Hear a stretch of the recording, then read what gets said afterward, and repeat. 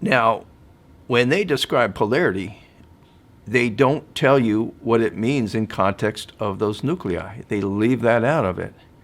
And that's a mistake. It's a big mistake. It's maybe even one of the biggest mistakes ever in all of science.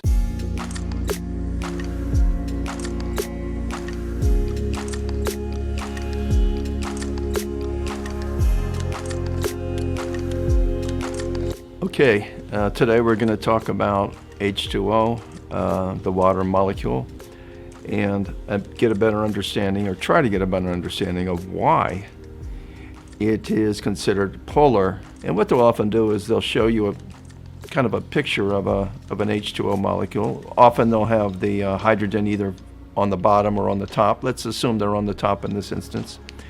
And they're going to indicate that it is polar.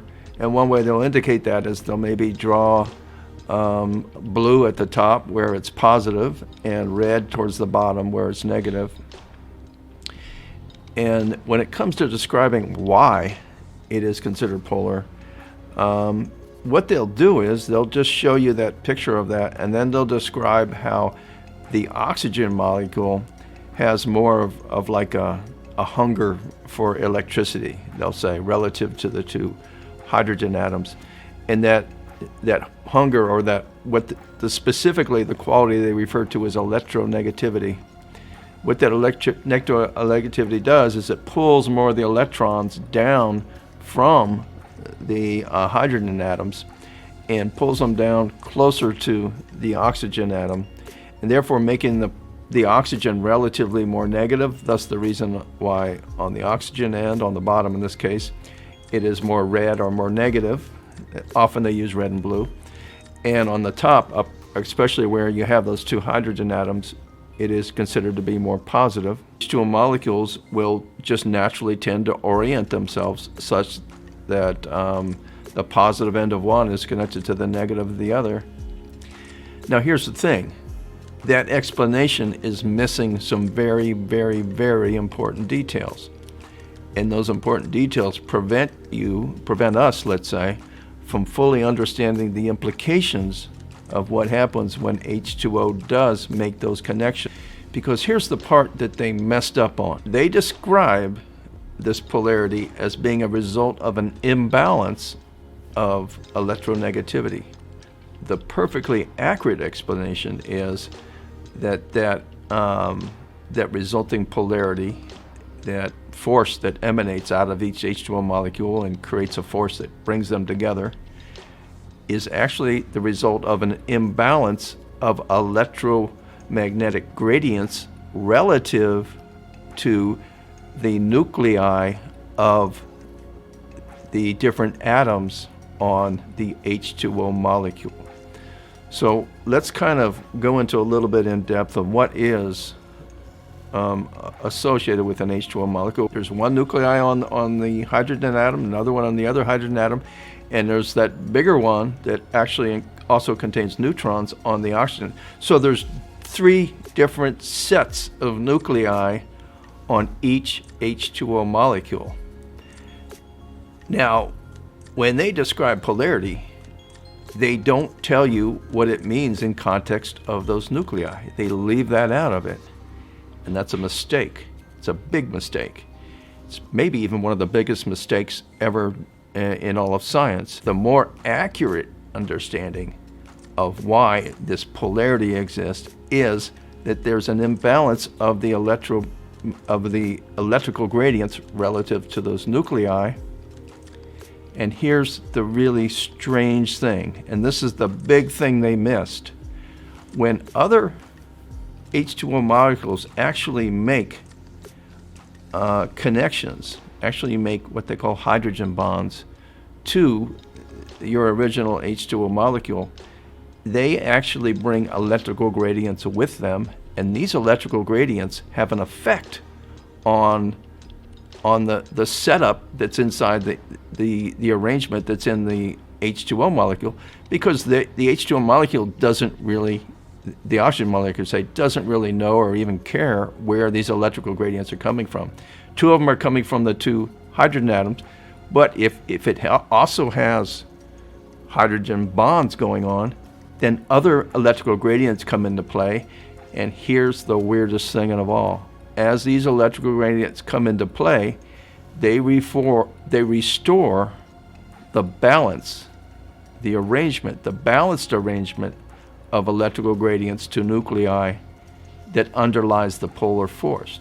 Since they restore this balance, and it's the imbalance that causes the force, right? It's a imbalance of electrical gradients relative to nuclei that causes that force. When they actually come up and make bonds, they literally reverse that. They achieve a higher degree of balance, and consequently, what they do is they turn off the force of polarity. This is something that science hasn't figured out yet. This is something that hasn't been, well, that should have been understood, but because of this mistake, because of this focus on electronegativity, we've been given a very bogus understanding of what's going on with the H2 molecule. It's a wrong understanding, and most importantly, when you understand that the current understanding we have is wrong and what is right, you will now have the basis for resolving all the observations that were thought to be anomalous.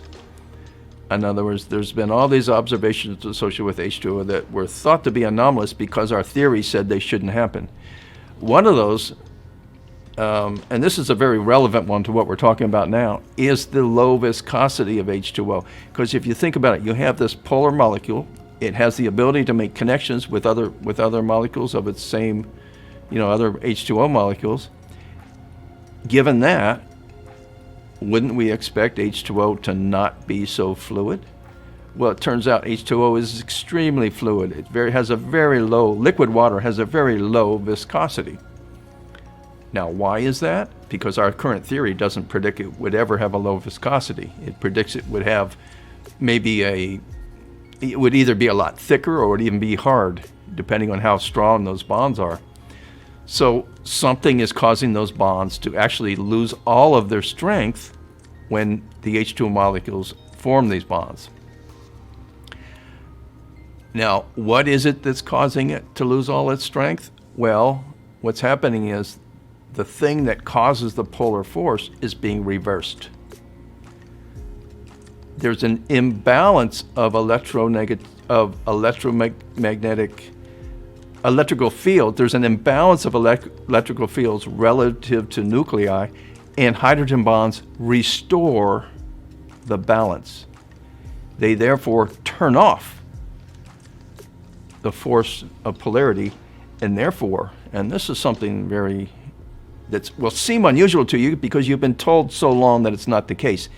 H2O molecule in a liquid form is not really a polar molecule because the other molecules in its vicinity have turned it off, have reversed the polar force. And that's the thing that science made a big mistake on quite some time ago, probably back in the 1950s, something like that. And ever since then, we've been counting anomalies. We've been noting that, hey, here's another observation about water that our current theory can't explain. And by the way, we've been counting up above 70. Now, many of these observations are in very obscure areas, the speed of sound moving through water, for example, or its speed and its thermal properties under extremely high pressure or extremely low pressure.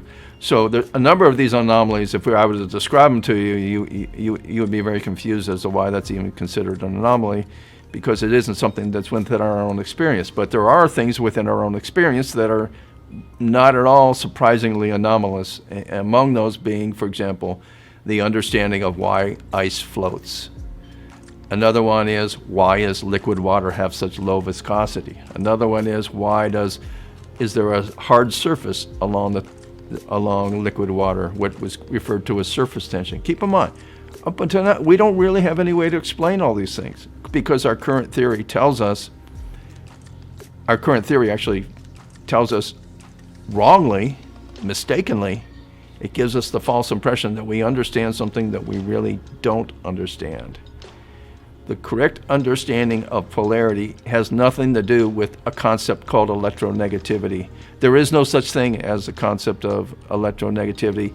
It's a concept that was layered on top of what's really going on. To really understand what's going on, you have to understand the arrangement of electrical gradients relative to nuclei. That's what matters. That's what makes something polar, and that's what makes it act in a polar manner. So this is James McGinn, president of Solving Tornadoes, and I'm going to be showing this in a classroom setting. I'm going to be writing it on a tablet and making it very clear to people.